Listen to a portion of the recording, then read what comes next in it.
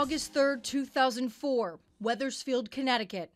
It was a sunny summer day, in stark contrast to this.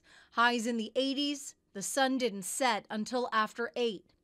It should have been a perfect day for a walk on the Heritage Way bike trail, a 9-mile path that was fairly new at the time and goes right behind Wethersfield High School. But around 5:30 p.m., police say a 62-year-old woman was sexually assaulted in broad daylight. Shortly after 6 p.m., received a call from a citizen in town saying a female had showed up on his front lawn and was saying that she'd been attacked on the bike path.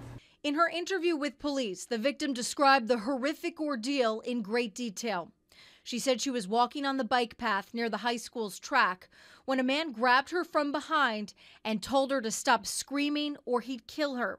He stated he had a knife, covered her face with a red sweatshirt, and pushed her into the nearby woods where he sexually assaulted her. It's devastating to hear, it's devastating to see, and it's extremely devastating to the person, the victim herself. After raping her, the attacker tied the victim's hands behind her back, instructed her to lay there, and left. 15 minutes later, the victim was able to free herself and run for help. She was covered in mud and a couple other and dirt from the bike path, grass, things like that. Thanks to a description from the victim, police were able to come up with this sketch of the suspect. A Hispanic man in his 20s or 30s, approximately 5 feet 7 inches tall, weighing between 140 to 160 pounds.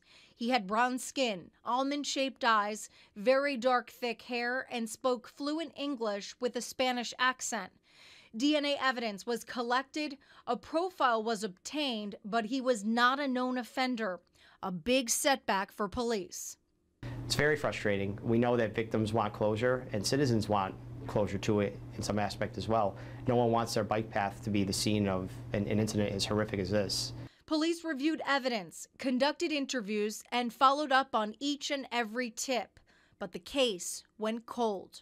It fell into the mold of a totally random sexual assault, which are almost impossible to solve. But then, out of the blue, more than 3 years later, a break in the case. Tuesday, October 30th, 2007, Winter Park, Florida.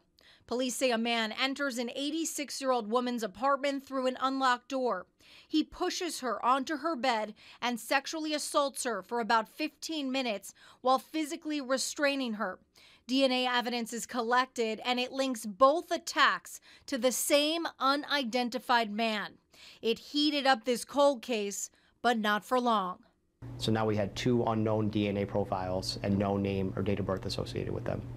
Despite the ups and downs over the years, police say they will never give up on this case until they make an arrest. And they're hoping that bringing it to the forefront once again will help generate some new information and new leads. But in this kind of situation, we need the media because we need that exposure. We need people out there to be our eyes and ears because we can't be everywhere. Someone knows something somewhere. We believe so.